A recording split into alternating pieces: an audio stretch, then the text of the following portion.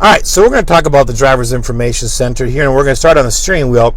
First of all, your cruise control buttons are located over here on the left. So this is cruise on or off. And if I toggle it, there it's off, there it's on, same button. Okay, over here is your cancel, to cancel your cruise control. And then, of course, set is up. Then if you want to increase the miles per hour while the cruise is set, you can use that up or down. And this is, of course, resume. And this is your gap setting. So if I show you the gaps, so there are 4 lines, and if I press the button, the lines disappear. There's a slight lag between when you push a button and the lines appear or disappear, so just be a little patient. Okay. Down here is your lane centering control.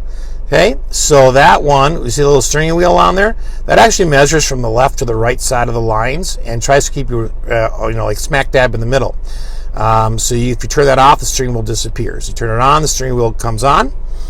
And then over here is where I can't see it, your lane keeping assist button is right down at the end of the stick right here. Okay, and that doesn't come on unless you're moving, so I can't get it on right now, but you would have lines that would appear on the left and the right side there. Whoops, went out of focus. Okay, moving on down here, of course you got your volume down, your volume up, and then mute.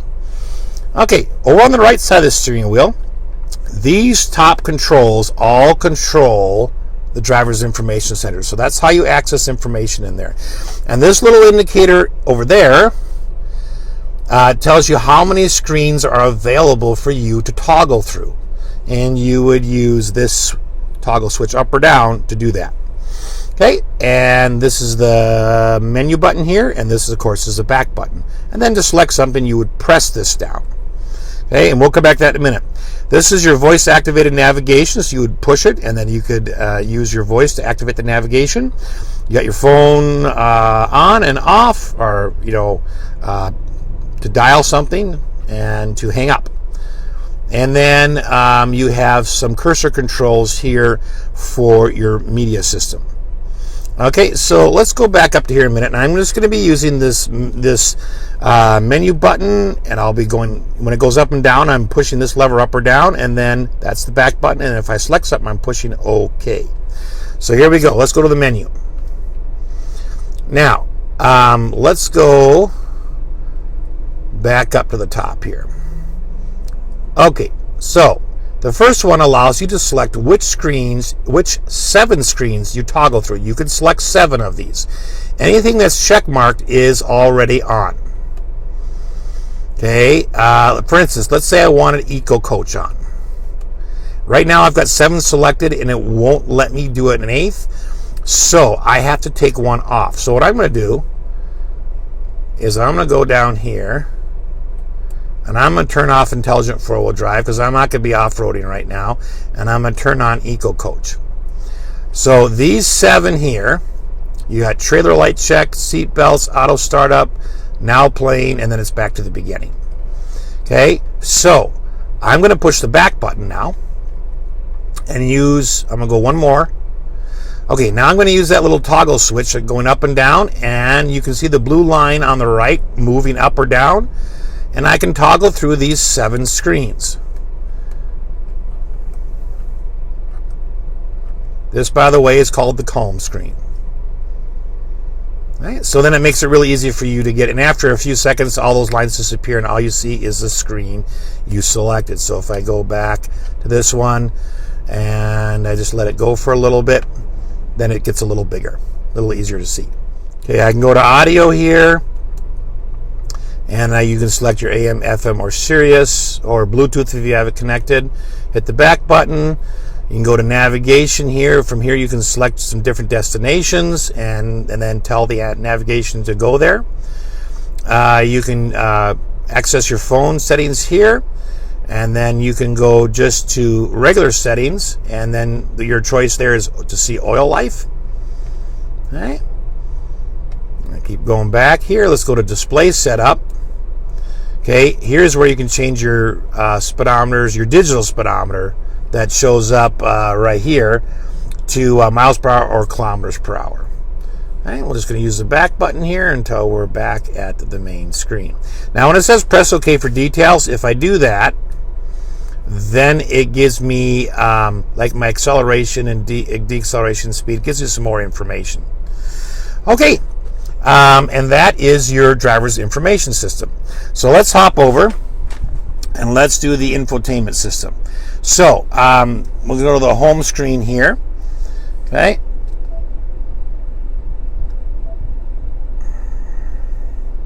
All right.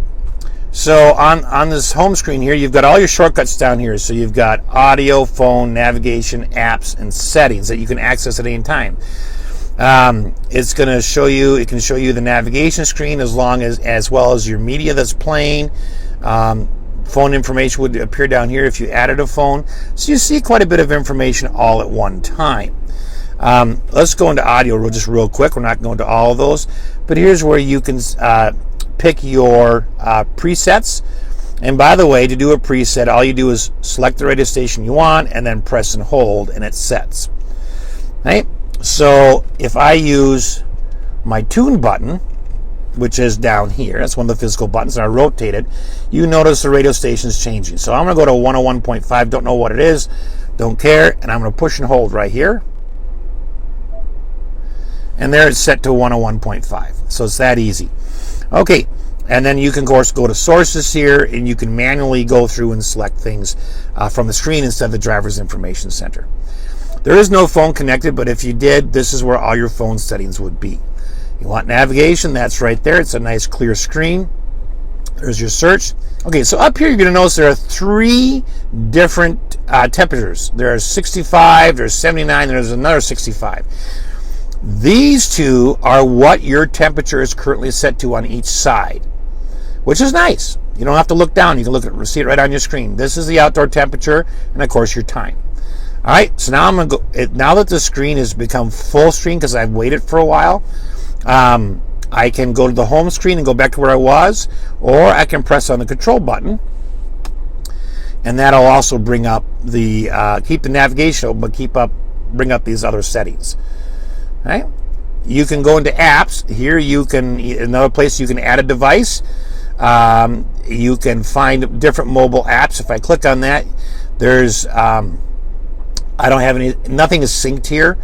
But you could use that to find the apps on your phone that will work. And then you have the SiriusXM Travel Link, which does come standard with the Copilot 360 Assist Plus, which gives you these things: traffic lists, fuel prices, movie listings, weather, sports info, ski conditions, parking, and weather. And then we can scroll. Oops, let me scroll over here, and then there's your subscription info. This is the back button up there. Okay, and then we can go into settings. Here, this vehicle comes equipped with ambient lighting, and so you can, of course, choose the color that you want simply by clicking on it. And then you can set the intensity. That is a really cool graphic. I like how they did that. All right, we'll go back to settings for a minute, and then we're going to go to the home screen. All right, so now down below here, I mentioned the physical controls before, okay, but we're going to take a look at the camera view. So if I'm showing the screen here, I'm pushing that camera view, and right now I have the front camera on. This is equipped with a front camera, and then a 360 view, which I really, really like. Okay, if I press this button up here, I get some options. Now I'm getting the 360 view, but if I press this, I get a much bigger screen and just the front view. And if I press it again and I do this, you notice the little bend right here? It's giving you a much wider view. So your bumper kind of looks like it's in a V, but you get a much wider angle. Okay? If I go into reverse, the camera automatically switches to reverse. Okay? And I can press this and I can see a bigger view. And then if I press this one, it gives me that wider view. We kind of get that V shape again. So really nice camera features. Okay, if I click on the plus sign here, it magnifies and drops out the other guidelines and leaves me the center guideline, which is really handy for backing up to a hitch. Now, That being said, there are two different versions of the Copilot 360. So there is the standard Copilot 360, which comes with rear view camera, the blind spot information system, the lane keeping assist, the auto emergency braking with pre-collision detection, and auto high beam lighting. And if you upgrade and go to the Assist Plus, so the Copilot Assist Plus, in addition to those 5, you get adaptive cruise control, which is full adaptive cruise control. You can come to a complete stop, or the vehicle will come to a complete stop on its own. You have evasive steering, which gives you extra steering power in an emergency.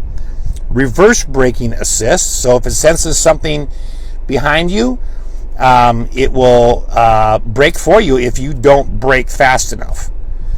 And then enhanced active park assist. It also comes with a blind spot with trailer coverage. So if I want that, if I'm pulling a trailer, I can extend my blind spot in my mirrors to cover my trailer. And then also you have hill descent control, which I showed you the button for that earlier. And then there's one more feature that isn't on this vehicle, but is another option to add to the Copilot 360 Assist Plus, and that is called Pro Trailer Backup Assist.